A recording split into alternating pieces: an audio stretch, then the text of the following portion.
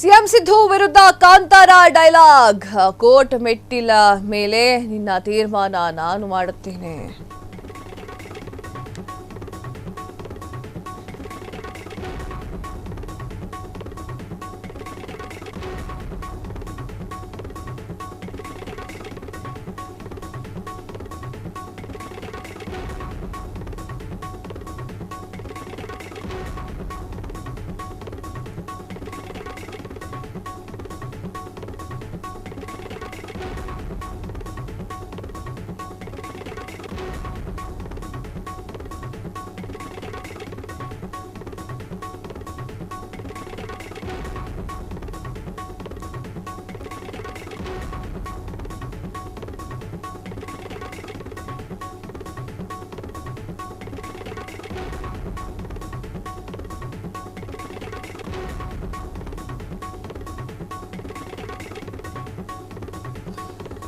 CM Siddu ವಿರುದ್ಧ Kantara dialogue ಹೇಳಿದ್ದಾರೆ. Court ಮೆಟ್ಟಿಲ ಮೇಲೆ ನಿನ್ನ ತೀರ್ಮಾನವನ್ನ ನಾನು ಮಾಡ್ತೇನೆ.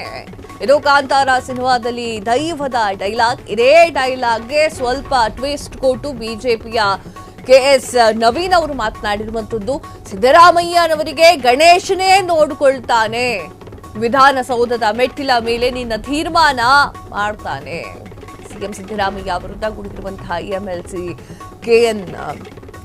ಕೆಎಸ್ ನವೀನ್ ಅವರು ಗಣೇಶ ಮೆರವಣಿಗೆಯ ವೇಳೆ ಡಿಜೆ ಬ್ಯಾನ್ ಮಾಡಿದಂತಹ ಬಿಜೆಪಿ ಆಕ್ರೋಶ. ಶಿವಮೊಗ್ಗದಲ್ಲಿ ಎಸ್ಪಿ ಮತ್ತು ಡಿಸಿ ಮುಂದೆ ಶೋಭಾಯಾತ್ರೆಯನ್ನ ಮಾಡಲಾಗಿದೆ. ಆದರೆ ಚಿತ್ರದುರ್ಗದಲ್ಲಿ ಮಾತ್ರ ಡಿಜೆ ನಿಷೇಧ ಮಾಡಿದ್ದು ಯಾಕೆ ಎನ್ನುವಂತಹ ಪ್ರಶ್ನೆಯನ್ನ ಮಾಡಿರುವಂತಹ ನವೀನ್ ಅವರು. ಎಸ್ ವೀಕ್ಷಕರೇ, ಏನಾಯ್ತು ಅನ್ನೋದನ್ನ ಕ್ಲಿಯರ್ ಕಟ್ ಆಗಿ ಹೇಳ್ಬಿಡ್ತೀನಿ.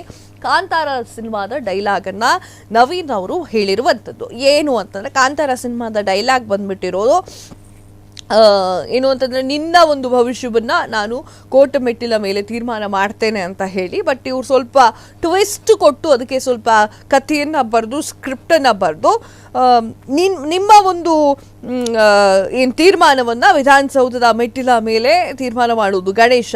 ಸಿದ್ದರಾಮಯ್ಯ ಅವರೇ ಗಣೇಶನೇ ನೋಡಿಕೊಳ್ತಾನೆ, ವಿಧಾನಸೌಧದ ಮೆಟ್ಟಿಲ ಮೇಲೆ ನಿನ್ನ ತೀರ್ಮಾನ ಮಾಡ್ತೇನೆ ಅಂತ ಹೇಳಿದ್ದಾರೆ. ಯಾಕಾಗಿ ಅಂತಂದ್ರೆ, ಮದ್ದೂರಿನಲ್ಲಿ ಗಲಾಟೆ ನಡೀತು, ರೈಟ್. ಹಾಗೆ ಪಾಕಿಸ್ತಾನಕ್ಕೆ ಜೈ ಎನ್ನುವಂತಹ ಘೋಷಣೆಯನ್ನು ಕೂಡ ಕೇಳಿದ್ರಿ. ಅವಾಗ ಅಗತ್ಯ ಇತ್ತ ಇದೆಲ್ಲ. ಇನ್ನು ಮದ್ದೂರಿನಲ್ಲಿ ನಿನ್ನೆ 15 ಸಾರ್ವಜನಿಕ ಗಣೇಶನನ್ನ ಎಲ್ಲ ಊರಿಂದಲೂ ಬಂದಿರುವಂತಹ ಹಿಂದೂ ಪರ ಹೋರಾಟಗಾರರು ಮುಳುಗಿಸುವಂತಹ ಕೆಲಸವನ್ನ ಮಾಡಿದ್ದಾರೆ. ಆ ಮಸೀದಿಯ ಮುಂದೆ 1 ಗಂಟೆ ತಮಟೆಯನ್ನ ಹೊಡ್ಕೊಂಡು ಕುಣಿದು ಡಿಜೆ ಹಾಕೊಂಡು ಕುಣಿದು ಕುಪ್ಪಳಿಸಿ ಮಾಡಿರುವಂಥದ್ದು. ಅಂದರೆ ಹೇಳ್ತಾ ಇರುವಂಥದ್ದು, ನೀವು ಒಂದು ಗಣೇಶನನ್ನ ಮುಳುಗಿಸೋಕೆ ತೊಂದರೆಯನ್ನ ಕೊಟ್ಟರೆ ನಾವು 15 ಸಾರ್ವಜನಿಕ ಗಣೇಶನನ್ನ ಮುಳುಗಿಸ್ತಾ ಇದ್ದೇವೆ. ಅದು ಕೂಡ ರಾಜ್ಯದ ಮೂಲೆ ಮೂಲೆಯಿಂದ ಜನ ಬಂದಿರುವಂಥದ್ದು ಮದ್ದೂರಿನಲ್ಲಿ ಅಂತ ಹೇಳಿ ಸಂದೇಶವನ್ನ ಸಾರಿ ಮುಗಿಸಿದ್ರು. ಹಾಗೆ ಸಿಎಂ ಸಿದ್ದರಾಮಯ್ಯ ಅವರ ವಿರುದ್ಧವಾಗಿ ಮಾತನಾಡಿರುವಂತಹ ನವೀನ್ ಅವರು ಗಣೇಶನ ಮೆರವಣಿಗೆಯ ವೇಳೆ ಡಿಜೆ ಬ್ಯಾನ್ ಮಾಡಿದ್ದು ಯಾಕೆ ಅಂತ ಹೇಳಿ ಆಕ್ರೋಶವನ್ನ ವ್ಯಕ್ತಪಡಿಸಿದ್ರು. ಶಿವಮೊಗ್ಗದಲ್ಲಿ ಎಸ್ಪಿ ಮತ್ತು ಡಿಸಿ ಮುಂದೆ ಶೋಭಾಯಾತ್ರೆ ನಡೆದಿದೆ. ಇದು ಏನ್ ಗೊತ್ತಾ ಸಿದ್ದರಾಮಯ್ಯ ಅವರೇ, ಒಂದು ನೆಕ್ಸ್ಟ್ ಇಯರ್ಗಾದ್ರೂ ಇದು ಮಾಡ್ಬಿಡಿ. ಡಿಜೆ ಬೇಕೋ ಬೇಡವೋ, ಯಾಕೆ ಗಣೇಶ ಹಬ್ಬಕ್ಕೆ ಈ ತರ ಆಗುತ್ತೆ? ಈದ್ ಮಿಲಾದ್ಗಾಗಲ್ಲ, ಅವ್ರ ಬಕ್ರಿದ್ಗಾಗಲ್ಲ, ಅವರ ಒಂದು ಜಾತ್ರೆ ಟೈಮಲ್ಲಿ ಆಗಲ್ಲ, ಜಾತ್ರೆನ ಮಾಡ್ತಾರಲ್ಲ ಆ ಟೈಮಲ್ಲಿ ಆಗಲ್ಲ, ಯಾಕೆ ಹಿಂದೂಗಳ ಹಬ್ಬದಲ್ಲೇ ಆಗುತ್ತೆ? ಇದೊಂದು ಕ್ಲಾರಿಫಿಕೇಶನ್ ಕೊಟ್ಬಿಡಿ, ಆಯ್ತಾ?